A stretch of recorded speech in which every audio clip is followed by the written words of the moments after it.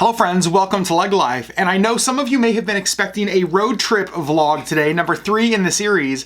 However, we're actually going to interrupt those road trip vlogs because Disney had some amazing news they announced this weekend at D23, and frankly, we've got to talk about it.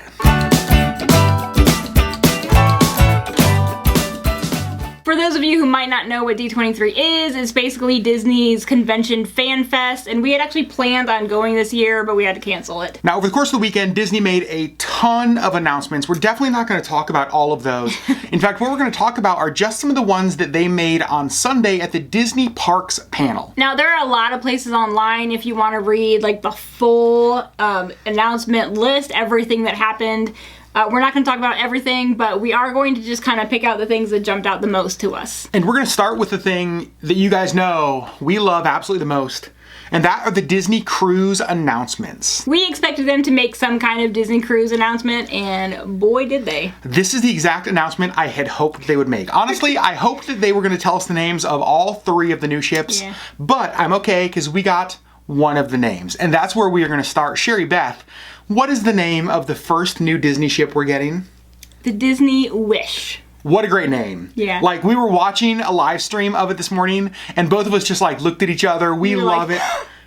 We love it so much, and it's not just the name. They told us that Rapunzel is actually going to be the stern character. So what that is if you've seen a Disney ship, on the back end of the ship, kind of the butt end of the ship, there's always some Disney characters out there, and this is going to be Rapunzel, who obviously we love so much. Yeah. They also showed us an artist rendering of the atrium, and oh my gosh. Disney said that it's going to be inspired by the beauty of fairy tales, and that's definitely what it looks like. It looks open and airy and grand and just, I don't know. Stunning. Stunning. And here's what I will say, it looks different than the other Disney atriums that we've seen on the other ships. As you may know, there's always like a patron statue in the atrium, and they did not say who this would be, but there are speculations. In fact, it's really interesting. When you look at the artist rendering, you can see the pedestal that that statue goes on, and there's nothing on it.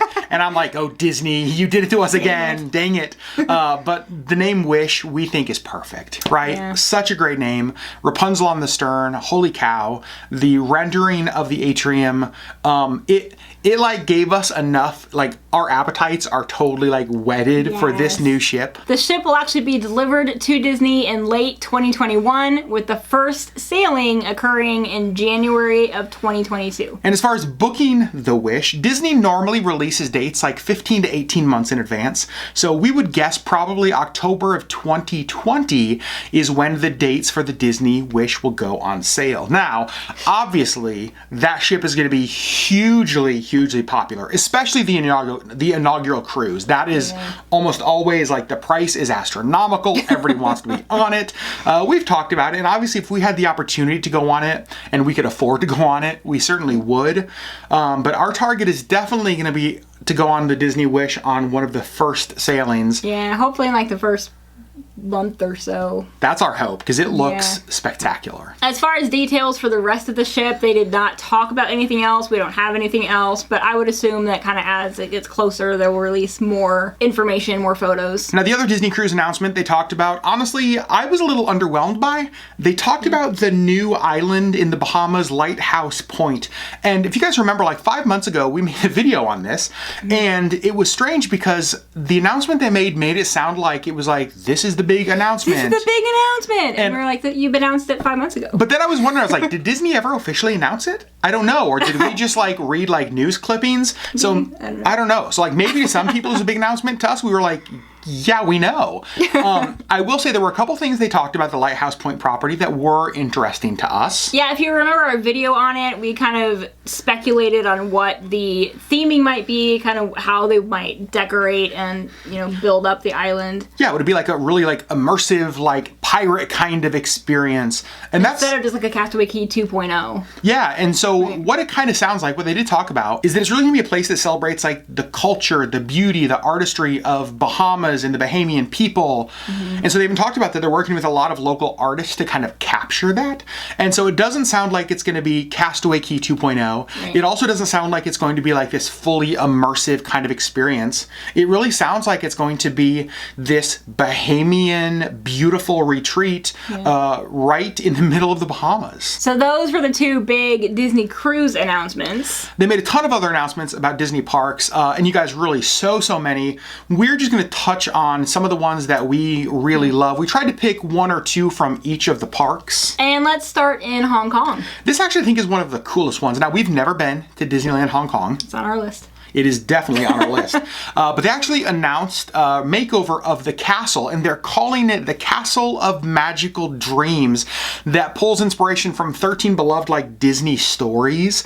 They talked about it being used as kind of a projection piece for daytime and nighttime shows, and just kind of a total overhaul of a castle, which I always think is cool. Yeah. Right? And so like a makeover of a castle of Hong Kong, pretty awesome. I think I also read that Hong Kong is getting like an entire Frozen land, which is kind of a big deal. But to me, the castle, definitely the biggest. Yeah. And back here in the US, there's going to be a new daytime parade debuting next spring at Disneyland called Magic Happens. And it's fun because Todrick Hall, I don't know if you guys know Todrick Hall, we do and love him, wrote all of the music for this. Yeah. And so it's kind of fun because there's like an original piece that he's working on for the parade, but then he's also redoing some kind of iconic Disney music.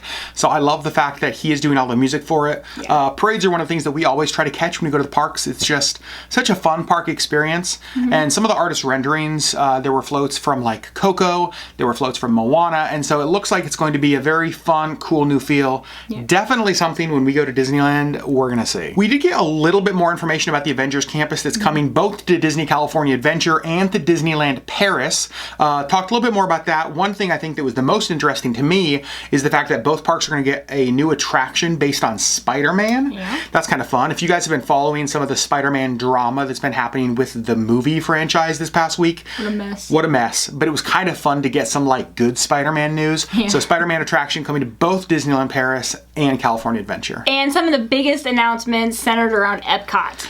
Epcot's a park that we love, and there were so many announcements that we're only going to touch on just a couple of them. Like, you could spend a lot of time reading just the changes they're making at Epcot. Right. But there really are two things, as we read the list, that jumped out at us. And the first announcement, probably the most exciting one for us, is the fact that in the UK Pavilion, they're building an entire neighborhood featuring the first ever Mary Poppins attraction.